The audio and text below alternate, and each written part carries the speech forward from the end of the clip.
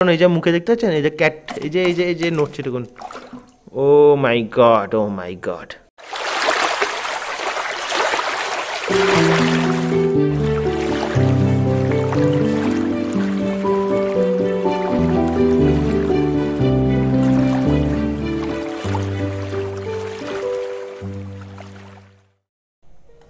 হে বন্ধুরা, welcome to another episode of Rahul's world.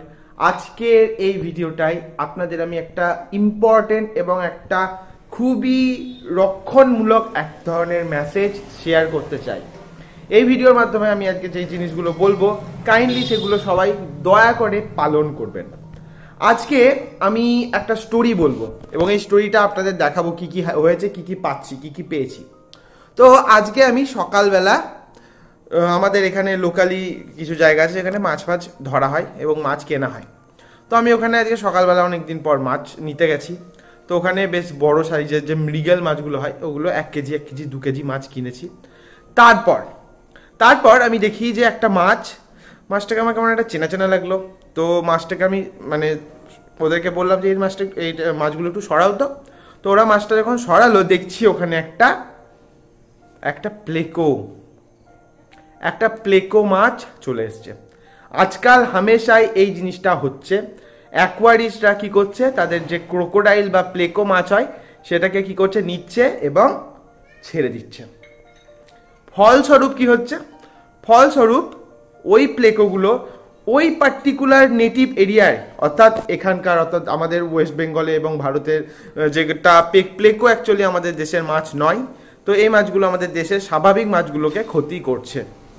একটা রিসার্চে দেখা গেছে যে প্লেকো মাছ খুব বেশি ক্ষতি করে না, কিন্তু এরা যে ক্ষতিগুলো করে সেগুলো কি, সারফেস লেভেলে যে সকল মাছগুলো থাকে, যে মাছগুলো যেমন হচ্ছে বেলে মাছ, তারপর এই জাতীয় কিছু ক্যাটফিশ হয়। প্লেকো ইটসেলফ একটা ক্যাটফিশ বলা যেতে পারে, বাট এগুলো অ্যাকচুয়ালি মুখটা কি সাক করে মাটির তলায়, একদম গ্রাউন্ড লেভেলে যে সকল লেভেলে যে মাছগুলো আছে প্লেকো তাদের মধ্যে পড়ে। তো ন্যাচারালি যে সকল মাছগুলো গ্রাউন্ড লেভেলে বিভিন্ন ধরনের লোচ, ইন্ডিয়ান বিভিন্ন ধরনের লোচ আছে, সেই লোচগুলোর জায়গাগুলো কিন্তু এরা দখল করছে। নট অনলি লোচ, বিভিন্ন ধরনের মাছ আছে গ্রাউন্ড লেভেলে, একদম সারফেস লেভেলে থাকে, সেই মাছগুলোকে কিন্তু এরা আস্তে আস্তে বিপদের দিকে ঠেলে দিচ্ছে। প্লেকো খুব বেশি করে বংশ বিস্তার করে। এদের ব্রিডিং প্রসেস কি, এরা সাধারণত মাটির তলায় গর্ত করে, সেই গর্তের মধ্যে এরা নিজের ডিম পাড়ে এবং সেখানে বাচ্চা দেয়। সেজন্য যারা প্লেকোর ব্রিড করে, বড় জায়গা লাগে, বড় চৌবাচ্চার মধ্যে মোটামুটি 1 ফিট কি 1.5 ফিট হাইট করে মাটি ভরে দেয়, সেখানে বড় বড় অ্যাডাল্ট প্লেকোগুলোকে ছেড়ে দেয়। তারপর ওরা মোটামুটি 1-1.5 মাসের মধ্যে প্রচুর বাচ্চা ট্যাঙ্কের মধ্যে ঘুরে বেড়ায়। তো এদের ব্রিডিং রেট খুবই বেশি এবং খুবই বেশি পরিমাণে এরা কিন্তু বাচ্চা দেয়। সেই জন্য আপনি যদি ভাবেন এই মাছটাকে ছেড়ে কি এসে যায়, এরকম যদি আপনি মাছ ছেড়ে দিলেন, সে কিন্তু একটা নেচার বা একটা মানে ন্যাচারাল বডিতে গিয়ে যেখানে প্লেকো জীবনে ছিল না সেখানে এসে তারা কি করবে, ওখানকার যে স্বাভাবিক মাছ তাদের ক্ষতি করতে শুরু করবে। অ্যাকোয়ারিয়ামে প্লেকো খুব ভালোভাবেই কাজ করে। কি কাজ এর, অ্যাকোয়ারিয়ামের গায়ে এখানে যে সকল শ্যাওলা টাওলাগুলো পড়ে, এই যে দেখতে পাচ্ছেন শ্যাওলাগুলোকে এরা ক্লিন করে। তারপর বিভিন্ন ধরনের ডেব্রিজ যে খাবারগুলো এক্সট্রা পড়ে থাকে সেগুলোকে কিন্তু এরা খেয়ে ফেলে। যেহেতু এই প্লেকো এই সকল নোংরা জিনিসগুলো খায়, যেমন আপনারা দেখতে পাচ্ছেন এখানে একটা আমার ছোট্ট প্লেকো আছে, এই যে নিচের এই ট্যাঙ্কটা আছে এখানেও দেখুন একটা আছে। এবং এই প্লেকোর বিভিন্ন ধরনের প্রজাতি আছে। এরা আমাদের দেশের মাছ নয়, কিন্তু এই ন্যাচারাল বডিতে ছাড়ার জন্য এরা সেই সকল ক্ষতি সাধনগুলো আমাদের কিন্তু করছে। আমি আজকে যে প্লেকোটা পেয়েছি সেটা এবার আপনাদের দেখাবো। সেটাকে নিয়ে কি করব সেটাও আপনাদের চলুন এবার এক এক করে বলতে থাকবো। তো চলুন এবার আমি আজকে যে প্লেকোটা পেয়েছি সেটা দেখানো যাক। এই জায়গার মধ্যে দেখছেন, এই হচ্ছে সেই প্লেকো যেটা আমি আজ একে পেয়েছি ওই মাছের বাজার থেকে। তো আমি এই বাজারটায় মাঝে মধ্যে যাই, ইন জেনারেল মাছ দেখতে ভালো লাগে, আর কখনো কখনো নিজের জন্য মাছ লাগলে অনেক সময় যে সকল রঙিন মাছগুলো হয়, তারপর নদীতে জীবন্ত মাছগুলো হয়, সেই মাছগুলোকে আমি নিয়ে আসি এবং বাড়িতে রাখার চেষ্টা করি এই সকল জায়গাগুলো থেকে। তো সেই জন্য আমি রীতিমতো বাড়ি এলেই এই জায়গাগুলোতে যাই, কারণ এখানে সকালের দিকে মাছ ধরা হয় এবং নিয়ে আসা হয়। কিন্তু আজকে যেটা পেলাম সেটা আপনাদের চোখের সামনে। এখানে আমি একটা জিনিস দেখলাম, জেলেরা যখন এই মাছটাকে ধরেছিল তখন সেই মাছটাকে কি করেছিল সেটা আপনাদের একটু পরে বলছি। মাছটার সাইজ আমি মেপেছি এনে, এর সাইজ হচ্ছে 8.5 ইঞ্চি, অর্থাৎ 1 ফুট থেকে মোটামুটি 4 ইঞ্চি 3.5 ইঞ্চি ছোট। তো 8.5 ইঞ্চি একটা যথেষ্ট বড় প্লেকো। এখানে একটা জিনিস আপনাদের বলি, এই প্লেকোটার যা বয়স হবে আর আমার কাছে যে প্লেকোটা আছে, কোথায় গেল, ধরুন এখানেই এই যে আছে, আছে, এর বয়স কিন্তু খুব একটা ডিফারেন্স হবে না, অলমোস্ট তারা সেম বয়সেরই হবে। কিন্তু অ্যাকোরিয়ামে যেহেতু আছে সেহেতু এদের গ্রোথ অনেক কম হয়, কিন্তু এ যেহেতু ন্যাচারাল বডিতে আছে এর গ্রোথ দেখুন অনেক বেশি হয়েছে। এবার এই জিনিসটা থেকে আপনারা একটা জিনিস রিয়েলাইজ করতে পারছেন, এই অ্যামাউন্টটা, এদের সংখ্যাটা কত তাড়াতাড়ি বাড়ে অ্যাকোরিয়ামের, মানে ন্যাচারাল বডিতে। তো ন্যাচারাল বডিতে এরা যত সংখ্যা বাড়ায় তত কিন্তু এদের ব্রিডিং টেন্ডেন্সি বাড়ে এবং এদের বৃদ্ধিও তত বাড়ে, মানে তত বেশি হয়, যেটা আপনারা নিজের চোখেই দেখতে পাচ্ছেন। তো এই জন্য কিন্তু অন্যান্য যে সকল মাছগুলো আছে তাদের হয় বিশাল বড় ক্ষতি। তো চলুন এবার এই প্লেকোটাকে আমি তুলি এবং আপনাদের দেখাই। তো এখানে আমি মানে খুব সাবধানে এটাকে তুলবো, দেখতেই পাচ্ছেন। এখানে একটা জিনিস আমি লক্ষ্য করলাম, দেখুন এই যে আপনাদের জুম করে দেখাই, এই যে দেখতে পাচ্ছেন প্লেকোর এই যে কাঁটাগুলো হয়, এই যে কাঁটাগুলো হয় দেখতে পাচ্ছেন, এই কাঁটাগুলো কিন্তু অ্যাকচুয়ালি ভেঙে দেওয়া হয়েছে। প্লেকো ক্যাটফিশ, তার কারণ এই যে মুখে দেখতে পাচ্ছেন এই যে ক্যাট, এই যে নড়ছে দেখুন, ও মাই গড, ও মাই গড। তো আমি আবার তুলবো, আবার দেখাবো কতটা নোংরা করেছে দেখুন। আজকে আমি এই জায়গাটার মধ্যে রেখেছিলাম জলের মধ্যে, তো প্লেকো কী লেভেলের নোংরা করে বুঝতে পারছেন। তো আমি এটাকে তুলবো, এটাকে আমি এভাবে রাখতে পারি, অ্যানিম্যাল ক্রুয়েলিটির মধ্যে কিছুটা পড়ে, কিন্তু এটার জন্য এর কোনো সেরকম এফেক্ট অতটা হয় না। ওকে, তাও আমি এটাকে আপনাদের দেখাচ্ছি। দেখুন এটা কতটা শক্তিশালী মাছ, কতটা শক্তিশালী মাছ। এটাকে আমাকে এই জায়গাটার মধ্যে স্টেবল করতেও যথেষ্ট আমাকে শক্তি কিন্তু ব্যয় করতে হচ্ছে।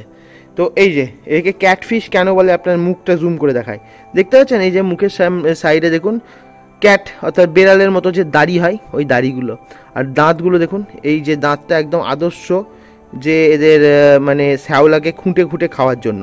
এরা কিন্তু মাছকে, মাছের বাচ্চাকে এইসব জিনিস খায় না, ডেব্রিস, শ্যাওলা এই সকল জিনিসগুলোর জন্য এদের তৈরি। মুখের দাঁতগুলো দেখলে বুঝতে পারবেন, এই দাঁতে কখনোই কোনো মাছকে শিকার করে খাওয়া পসিবল নয়, যেটা আপনারা কিন্তু এখানে দেখতে পাচ্ছেন।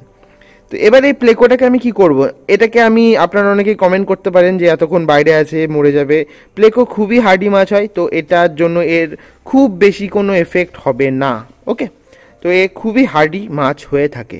আর আমি এটাকে এনে যেটা করলাম, একটু স্টেরাইল করলাম, কারণ এটা যেহেতু একটা লোকাল বডিতে থাকতো, এ কিছু রোগ ক্যারিও করতে পারে, সেই রোগ যাতে আমার মাছের না হয় সেই জন্য আমি এদেরকে ভালোভাবে স্টেরাইল করে নিয়েছি। তারপর এবার আমি এটাকে যেটা করব ভাবছি, আমার বাইরে আউটডোরে অনেক ট্যাঙ্ক আছে, সেই ট্যাঙ্কে রাখবো না একে আমি মেন ট্যাঙ্কে, আমার উপরের ট্যাঙ্কে রাখবো, সেটা নিয়ে আমি একটু ধাঁধায় পড়ে গেছিলাম। তো ফাইনালি আমি যেটা ভাবলাম, এটাকে আমি এই ট্যাঙ্কের মধ্যে ছেড়ে দেবো। নিচের ট্যাঙ্কে ছাড়বো না, কারণ হচ্ছে নিচের ট্যাঙ্কে আমার যে পোলার প্যারট আছে তারা বাচ্চা দেয় এবং সেই ডিম ফিম খেয়ে নিলে তখন একটা সমস্যা হয়ে যাবে। সেই জন্য আমি ভাবছি একে এই জায়গাটার মধ্যে ছেড়ে দেবো, তাতে কোনো অসুবিধা হওয়ার কথা নয়।